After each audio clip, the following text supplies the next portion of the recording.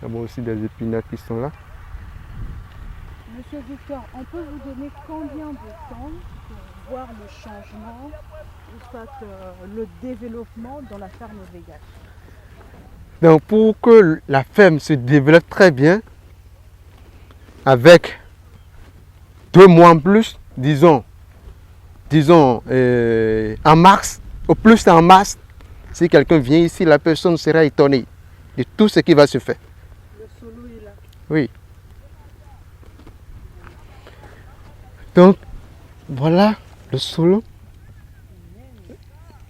Lui, il est déjà bon. D'ici 1 semaine ou bien 2 semaines, il sera bien mûr.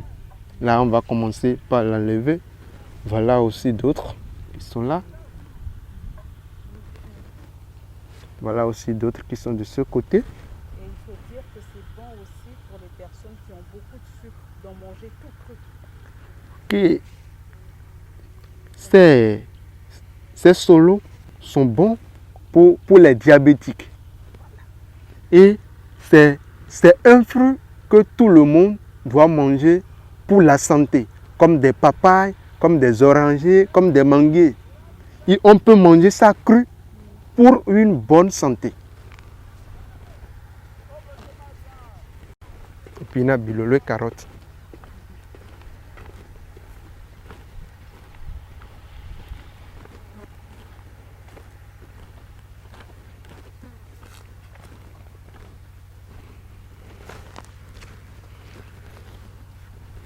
Donc nous avons ici des épinards. Nous avons ici des épinards qui sont là et ils ont un cycle de production d'1 mois et demi, disons 6 semaines, pour qu'on les commercialise. Et à côté, il y a une plante, il y a le gombo. Oui, à côté il y a Dongo. Dongo qui est là, qu'on appelle le gombo. Lui, on l'a planté dedans pour que ça ne sera pas attaqué, pour lutter contre des maladies. C'est pour cela qu'on l'a planté dedans. Donc ici, nous avons des bilolos qui sont là, qui a été planté. Et chaque matin, on arrose et chaque soir, on arrose pour un bon développement de ces bilolos. Le bilolo, c'est aussi bon pour la santé. Le bilolo aussi, c'est bon pour la santé. C'est comme des légumes.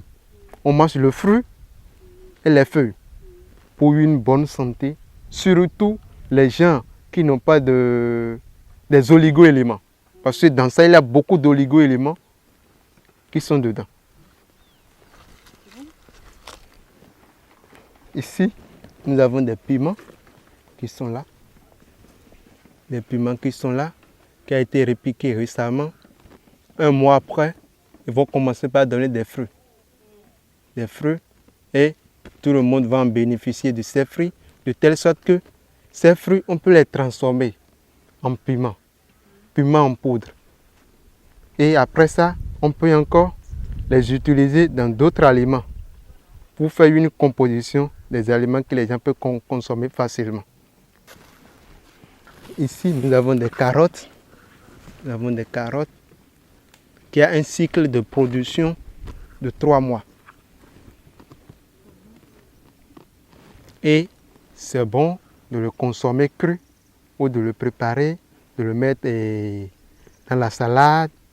Et c'est très bon pour les gens qui sont trop gros.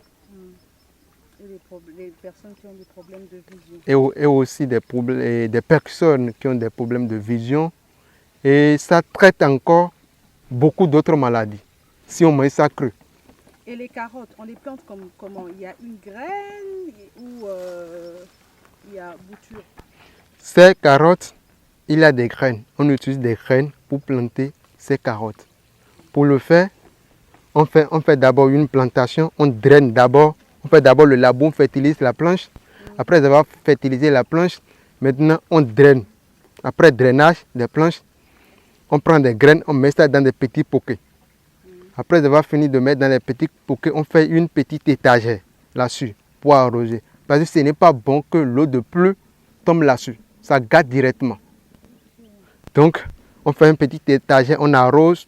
1 semaine à 2 semaines après, on enlève des étagères. Et après ça, on a des feuilles et ça continue par grandir.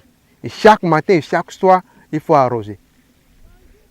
C'est le grand problème pour l'agriculture, il faut avoir de l'eau. Oui, le grand problème pour l'agriculture, c'est l'eau qui est important. Et ce n'est pas seulement l'agriculture, même la pisciculture, l'élevage. Tout ce qui est de domaine agricole, piscicole, élevage, ont besoin de l'eau. Il faut arroser les plantes en principe combien de fois par jour et aux heures, à quelle heure? Pour arroser des plantes, il faut arroser ça le matin et le soir. Là, les plantes auront la majorité de l'eau qu'il faut et chaque plante a une capacité d'eau. Supposons les carottes, au moins eux, ils ont 1 litre d'eau à prendre par jour pour avoir un bon développement. Ainsi que les piments, les aubergines, les tomates. Pour tomates, lui, il y a au moins 2 litres d'eau à prendre par jour pour un bon développement. Et par rapport aux oignons, on dit toujours que les oignons, on ne les arrose pas. C'est vrai? Les oignons, toute culture doit être arrosée. Tout. Seulement à une étape donnée, on cesse d'arroser les oignons. Et pour la ferme Vegas, nous avons beaucoup de projets. Tant de ces projets, comme nous avons commencé par l'agriculture, la transformation va venir, l'élevage aussi va venir dans quelques temps, parce qu'on a déjà commencé avec l'élevage, je vais dire. Maintenant, après l'élevage, la multiplication des poissons est déjà là. Le bâtiment est en cours de construction. Donc, et dans ce bâtiment, nous voulons faire la multiplication des poissons. Et le bâtiment a une capacité de 150 000 poissons par mois. Et les poissons qui seraient reproduits à l'intérieur du bâtiment, ça serait le poisson tilapia, le clarias, cap argenté, cap miroir et cap commun. C'est ces poissons qui seront multipliés à l'intérieur. Et après ça, nous aurons une restauration sur le site, une cuisine sur le site. Et le site sera bientôt un centre de formation de jeunes pour lutter contre le taux de chômage et la pauvreté. C'est notre projet d'avenir.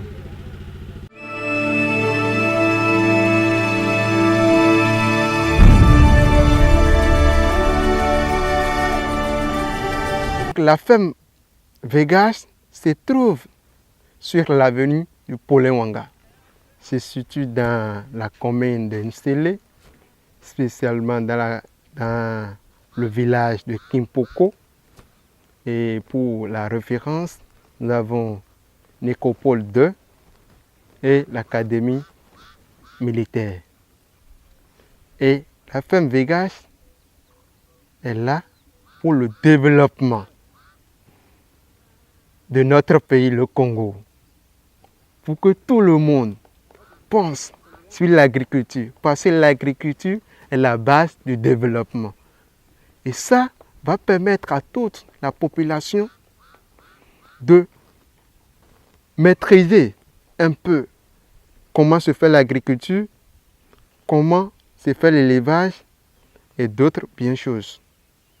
Ainsi, la ferme Vegas aussi va contribuer à la diminution du taux de chômage dans le pays. Parce que nous avons déjà plus de 10 travailleurs avec nous. Mais avec le temps, on sera en train d'augmenter avec les besoins que nous aurons.